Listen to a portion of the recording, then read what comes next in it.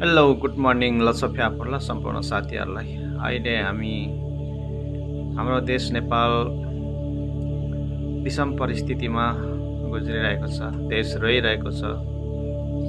हिजोको बाढीले धेरै मान्छेहरूलाई बेपत्ता बनाइसकेछ। कतिजनाको लासहरू भेटेको छ। कसैको हात छैन, कसैको खुट्टा छैन, कसैको के छैन है। यस्तो परिस्थितिमा हामी सबैले सहयोग गरौँ। देश रोइरहेको छ, हाम्रो नेपाली जनताहरू रोइरहेको छ। कतिजना घरविहीन भएको छ, कतिजना परिवारविहीन भएको छ। त यो समस्याको लागि हाम्रो सरकारले पनि केही क्युआरहरू राखिदिएको रहेछ।